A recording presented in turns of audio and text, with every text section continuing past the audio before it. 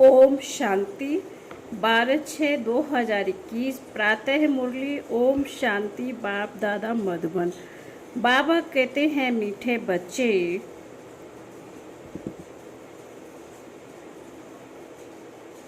बाबा कहते हैं मीठे बच्चे, सूरबंसी राजपद पाने के लिए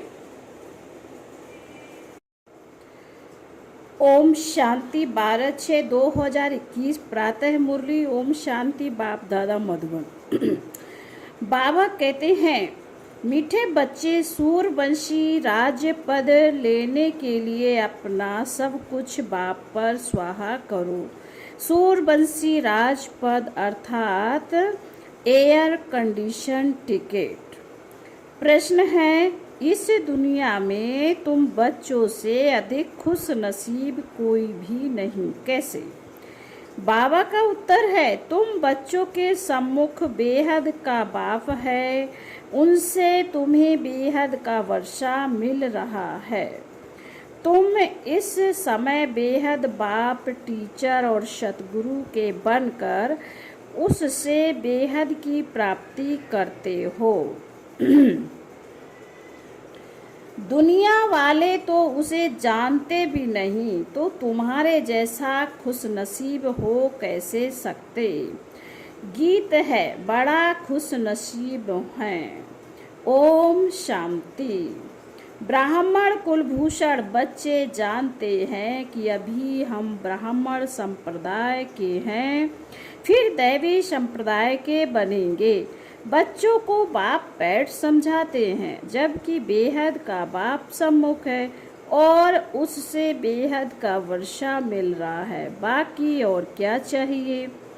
भक्ति मार्ग कब से चलता है यह कोई को पता नहीं है। भक्ति मार्ग केवल भक्त भगवान को अथवा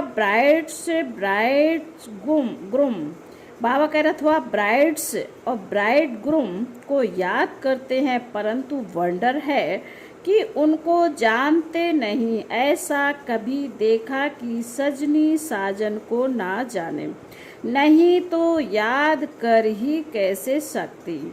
भगवान तो सबका बाप ठहरा, बच्चे बाप को याद करते हैं, परंतु पहचान बिगर याद करना सब व्यर्थ हो जाता है। इसलिए याद करने से कोई फायदा नहीं निकलता। याद करते कोई भी उस एम ऑब्जेक्ट को पाते नहीं। भगवान कौन है, उससे क्या मिलेगा, कुछ भी नहीं जानते। इतने सब धर्म, क्राइस्ट, बौद्ध आदि प्रेसेप्टर अथवा धर्म स्थापन करने वालों को उनके फॉलोअर्स याद करते हैं, परंतु उनको याद करने से हमको क्या मिलना है, कुछ भी पता नहीं है। इससे तो जिस्मानी पढ़ाई अच्छी है। एम ऑब्जेक्ट तो बुद्धि में रहती है ना।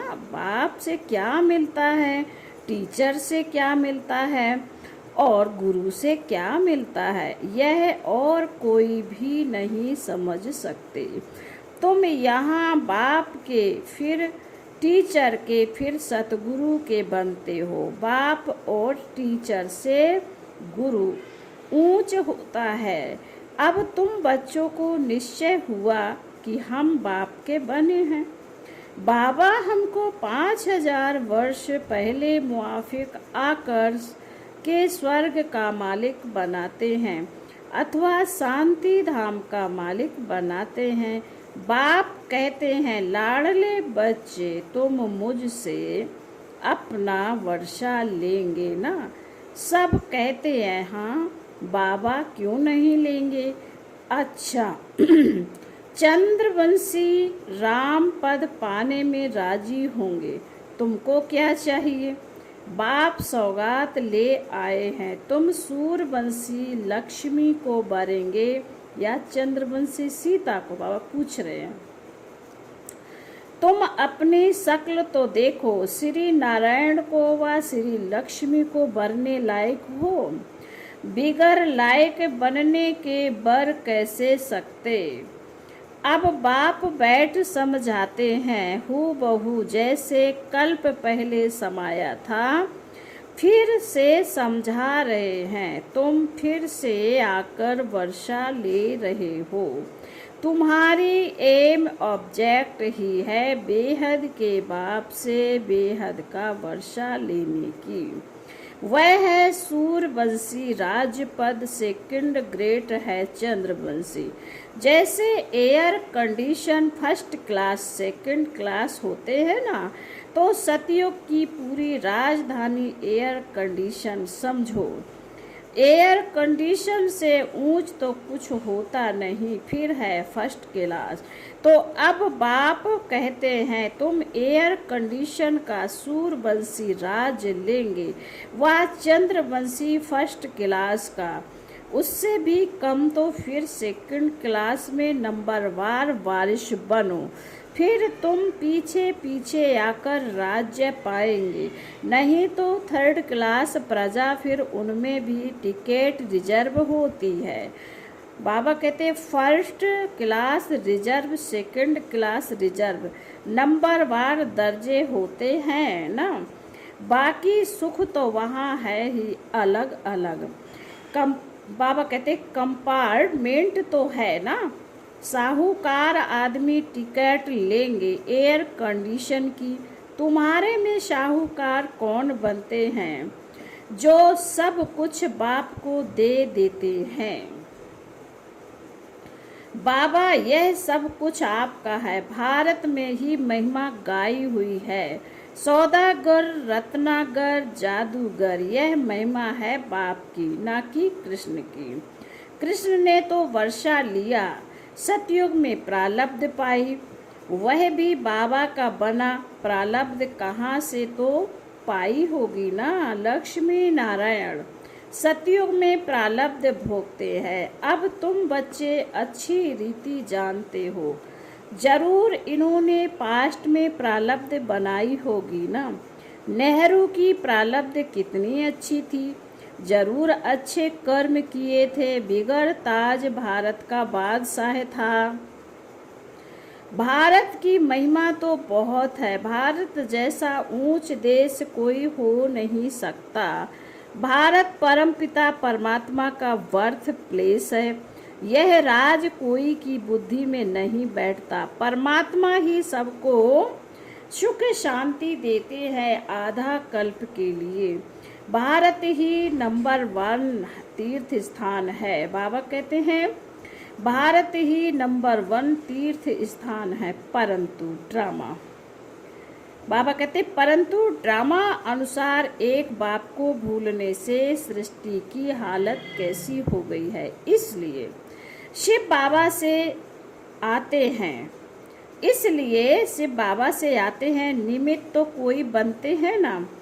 अब बाप कहते हैं अशरीरी भव, अपने को आत्मा निश्चय करो, मैं आत्मा किसकी संतान हूँ यह कोई जानते नहीं। वंडर है ना, कहते भी हैं ओ गॉड फादर रहम करो।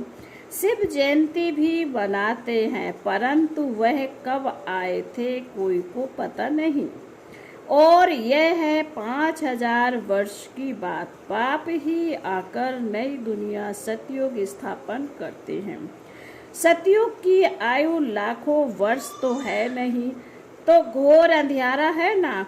गीता का उपदेश कितने आकर सुनते हैं, परंतु ना पढ़ाने वाले ना पढ़ने वाले कुछ समझते हैं। बाबा कह रहे हैं गीता का उपदेश कितने आकर सुनते हैं, परंतु ना पढ़ाने वाले ना पढ़ने वाले कुछ भी समझते हैं। बाप कितना सहज समझाते हैं, परंतु बाप को याद करो, गृहस्थ व्यवहार में रहते कमल फूल समान बनो। विष्णु को ही सब अलंकार दिए हैं, शंख भी दिया है, फूल भी दिया है, वास्तव में देवताओं को थोड़े ही दिया जाता है। यह कितनी गुहा गंभीर बातें हैं। है ब्राह्मणों के अलंकार, परंतु ब्राह्मणों को कैसे देवे। आज ब्राह्मण है, कल शूद्र बन पड़ते हैं। ब्रह्मा कुमार ही शूद्र कुमार बाबा कहते हैं ब्रह्मा कुमार ही शूद्र कुमार बन पड़ते हैं। माया देरी नहीं करती, अगर कोई गफलत की, बाप की श्रीमत पर ना चला, बुद्धि खराब हुई, माया अच्छी तरह चमाट मार मुँह फेर देती है। मनुष्य गुस्से में कहते हैं ना, थप्पड़ मार मुँह फेर दूंगा, तो माया भी ऐसे ही है। बाप को भूलें और माया 1 सेकंड में थप्पड़ मार मुँह फेर देती है। 1 सेकंड में जीवन मुक्ति पाते हैं, माया 1 सेकंड में जीवन मुक्त कर खत्म कर देती है। बाबा कहते हैं, बाबा 1 सेकंड में जीवन मुक्ति पाते हैं। बाबा कहते हैं 1 सेकंड में जीवन मुक्ति पाते हैं, माया 1 सेकंड में जीवन मुक्त खत्म कर देती। कितने अच्छे अच्छे बच्चों को माया पकड़ लेती है, देखती है कहाँ गफलत में है तो झट थप्पड़ लगा देगी। बाप तो आकर पुरानी दुनिया से मुँह फिराते हैं। लौकिक बाप कोई गरीब होता है, कोई झोपड़ी में रहते हैं, फिर नया बनाते हैं तो बच्चों की बुद्धि में बैठ जाता है, बस अब नया मकान तैयार होगा, हम जाकर बैठेंगे, यह पुराना तोड़ देंगे। अब बाप ने तुम्हारे लिए हथेली पर बहिश्त अथवा बैकुंठ लाया है।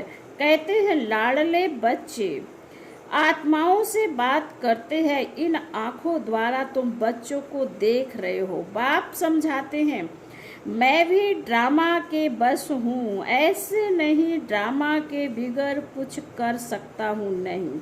बच्चे बीमार पड़ते हैं, ऐसे नहीं मैं ठीक कर दूंगा, ऑपरेशन करने से छुड़ा दूंगा नहीं। कर्म भोग तो सबको भोगना ही है।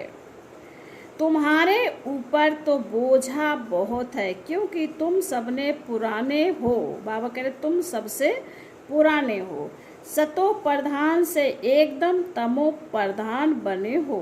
अब तुम बच्चों को बाप मिला है तो बाप से वर्षा लेना चाहिए। तुम जानते हो कल्प कल्प ड्रामा अनुसार हम बाप से वर्षा लेते हैं। जो सूर्यवंशी चंद्रवंशी घराने के होंगे वह अवश्य आएंगे। जो देवता थे फिर शूद्र बन गए हैं, फिर वही ब्राह्मण वन दैवी संप्रदाय बनेंगे।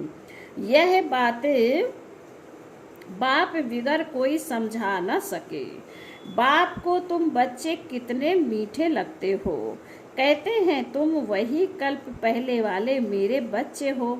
मैं कल्प कल्प तुमको आकर पढ़ाता हूँ। कितनी वंडरफुल बातें हैं। निराकार भगवान वाच, शरीर से वाच करेंगे ना, शरीर अलग हो जाता है तो आत्मा वाच नहीं कर सकती, आत्मा डिटैच हो जाती है। अब बाप कहते हैं अशरीरी भव, ऐसे नहीं कि प्राणायाम आदि चढ़ाना है, नहीं, समझना है मैं आत्मा अविनाशी हूँ। मेरी आत्मा में 84 जन्मों का पार्ट भरा हुआ है। बाप खुद कहते हैं मेरी आत्मा भी जो एक्ट करती थी वह सब पार्ट भरा हुआ है। भक्ति मार्ग में वहाँ पार्ट चलता है, फिर ज्ञान मार्ग में यहाँ आकर ज्ञान देता हूँ। भक्ति मार्ग वालों को ज्ञान का पता ही नहीं है। कोई ने शराब पिया नहीं तो टेस्ट का कैसे पता हो। ज्ञान भी जब लेवे तब पता पड़े। ज्ञान से सद्गति होती है तो जरूर ज्ञान सागर ही सद्गति कर सकते हैं। बाप कहते हैं मैं सर्व का सद्गति दाता हूँ। सर्वोदया लीडर है ना, कितने किस्म किस्म के हैं। वास्तव में तो सर्व पर दया करने वाला बाप है। बाप कहते हैं हे भगवान रहम करो, तो सब पर रहम वो करते हैं, बाकी सब है हद के रहम करने वाले। बाप तो सारी दुनिया को सतो प्रधान बनाते हैं। उसमें तत्व भी सतो प्रधान बन जाते हैं। यह काम है ही परमात्मा का। तो सर्वोदया का अर्थ कितना बड़ा है। एकदम सब पर दया कर लेते हैं। स्वर्ग की स्थापना में कोई भी दुखी नहीं होता। वहाँ नंबर 1 फर्नीचर, वैभव आदि मिलते हैं। दुख देने वाले जानवर, मक्खी आदि कोई नहीं होते। वहाँ भी बड़े आदमी के घर में कितनी सफाई रहती है, कभी तुम मक्खी नहीं देखेंगे। कोई मच्छर घुस बाबा कह रहे कोई मच्छर आदि घुस ना सके। स्वर्ग में कोई की ताकत नहीं जो आ सके। गंध करने वाली कोई चीज होती नहीं। नेचुरल फूलों आदि की खुशबू रहती है। तुमको सूक्ष्म बतन में बाबा सूबी रस पिलाते हैं। अब सूक्ष्म बतन में तो कुछ भी है नहीं, यह सब साक्षात्कार हैं। बैकुंठ में कितने अच्छे अच्छे फूल बगीचे आदि होते हैं, सूक्ष्म बतन में थोड़े ही बगीचा रखा है। यह सब है साक्षात्कार। यहाँ बैठे हुए तुम साक्षात्कार करते हो। गीत भी बड़ी फर्स्ट क्लास है। तुम जानते हो हमको बाप मिला है, और क्या चाहिए। बेहद के बाप से बेहद का वर्षा लेते हैं तो बाप को याद करना चाहिए। बाप की श्रीमत मशहूर है। श्रीमत से हम श्रेष्ठ से श्रेष्ठ बनेंगे, बाकी है सबकी आश्रीमत। इसलिए वह जानते नहीं कि सतयुग में सदैव सुख था, लक्ष्मी नारायण का राज्य था। छोटेपन में वही राधे कृष्ण हैं, उनके चित्र आदि कुछ है नहीं। स्वर्ग में तो सब बच्चे बड़े फर्स्ट क्लास होते, चंचलता की कोई बात ही नहीं होती। अच्छा, बाबा कहते हैं चंचलता की कोई बात ही नहीं होती। अच्छा, मीठे मीठे शिकीलते बच्चों प्रति माता पिता बाप दादा का याद प्यार और गुड मॉर्निंग। रूहानी बाप की रूहानी बच्चों को नमस्ते। हम रूहानी बच्चों की रूहानी माता पिता बाप दादा को याद प्यार और नमस्ते नमस्ते नमस्ते। ओम शांति ओम शांति ओम शांति। धारणा के लिए मुख्य सार पहली पॉइंट है, बाबा कहते हैं जब इस पुरानी दुनिया से मुँह फेर लिया तो फिर ऐसी कोई गफलत नहीं करनी है जो माया अपनी तरफ मुँह कर ले। श्रीमत की अवज्ञा नहीं करनी, बाप से पूरा वर्षा लेना है। नंबर 2, बाप पर अपना सब कुछ स्वाहा कर पक्का वारिस बन सतयुगी एयर कंडीशन की टिकट लेनी है। एम ऑब्जेक्ट को बुद्धि में रख पुरुषार्थ करना है। वरदान है, सेकंड में सर्व कमजोरियों से मुक्ति प्राप्त कर। सेकंड में सर्व कमजोरियों से मुक्ति प्राप्त कर मर्यादा पुरुषोत्तम बनने वाले सदा स्नेही भव। वरदान का स्पष्टीकरण है, जैसे स्नेही स्नेह में आकर अपना सब कुछ निछावर व अर्पण कर देते हैं। स्नेही को कुछ भी समर्पण करने के लिए सोचना नहीं पड़ता। तो जो भी मर्यादाएं व नियम सुनते हो उन्हें प्रैक्टिकल में लाने अथवा सर्व कमजोरियों से मुक्ति प्राप्त करने की सहज युक्ति है। सदा एक बाप के स्नेही बनो। जिसके स्नेही हो निरंतर उसके संग में रहो तो रूहानियत का रंग लग जाएगा और एक सेकंड में मर्यादा पुरुषोत्तम बन जाएंगे, क्योंकि स्नेही को बाप का सहयोग स्वतः मिल जाता है। फिर स्लोगन है, निश्चय का फाउंडेशन मजबूत है तो संपूर्णता तक पहुंचना निश्चित है। आज बाबा ने कहा स्लोगन में, निश्चय का फाउंडेशन मजबूत है तो संपूर्णता तक पहुंचना निश्चित है। मातेश्वरी जी के अनमोल महावाक्य, मनुष्य लोक देवलोक भूत प्रेतों की दुनिया का विस्तार। बहुत मनुष्य प्रश्न करते, ये जो अशुद्ध जीव आत्माएं जिनको घोस्ट कहा जाता है, यह सच है या कल्पना है अथवा वहम है। उस पर आज स्पष्ट समझाया जाता है कि मनुष्य आत्मा जब विकर्म करती है तो उनको अनेक प्रकार से सजाएं भोगनी अवश्य पड़ती हैं, और भोगनी भी मनुष्य जन्म में है ना, कि जानवर पंछी और पशु योनि में। मनुष्य ही बनता है। मनुष्य आत्मा अलग है और जानवरों की आत्मा अलग है।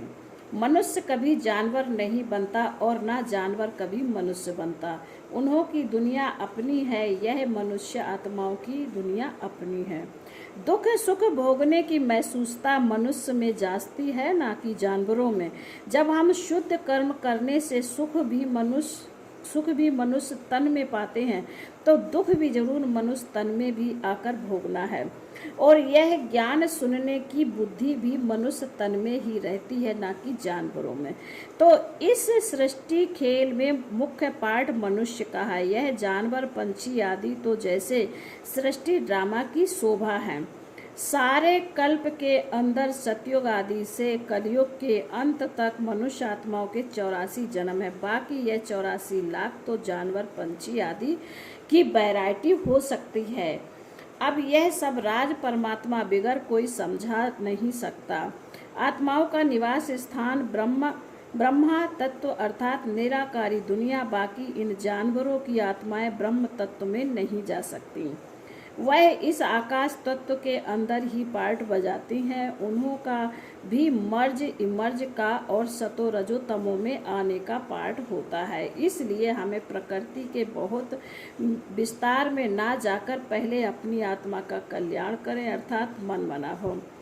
बाबा कहते हैं अब आते हैं मनुष्य आत्मा पर। तो जो आत्माएं अशुद्ध कर्म करने से विकर्म बनाती हैं, वो अपने अशुद्ध संस्कार अनुसार जन्म मरण के चक्कर में आय आदि मद अंत अर्थात मरने के समय अपने किए हुए विकर्मों का साक्षात्कार पाए सूक्ष्म में सजा भोगते हैं। इस थोड़े समय में अनेक जन्मों का दुख महसूस होता है। फिर शरीर छोड़कर जाकर गर्भ जेल में दुख भोगती हैं और फिर संस्कार अनुसार ऐसे माता पिता के पास जन्म ले वहाँ भी अपने जीवन में सुख दुख भोगती हैं। इसको कहा जाता आदि मद अंत। परंतु कोई आत्मा शरीर ना धारण कर आकारी रूप में इस आकाश तत्व के अंदर घोष्ट बन भटकती रहती है। यह भी एक सजा है, अर्थात भोगना है। उस अशुद्ध आत्मा के साथ किसी का हिसाब किताब होता है तो वो अब उनमें प्रवेश कर उनको दुख देती, अर्थात हिसाब किताब चुकतू कर फिर जाकर अपना शरीर धारण करती है। कोई जीव आत्मा तो जिसमें प्रवेश करती है उनको बहुत मारती भी है, बहुत कष्ट भी देती। परंतु यह सब हिसाब किताब के अंदर भोगना का प्रकार है, जो सभी मनुष्य तन में ही सुख दुख महसूस होता है। यह तो आपको समझाया गया कि जो आत्मा मुक्ति धाम से इस साकारी खेल में आती है वो बीच में वापस मुक्ति में जा नहीं सकती, परंतु अपने किए हुए अशुद्ध शुद्ध कर्मों अनुसार संस्कार ले दुख सुख के चक्कर में आती है। सभी आत्माओं का पुनर्जन्म होता है, सिर्फ एक परमात्मा का नहीं होता है। अच्छा, ओम शांति।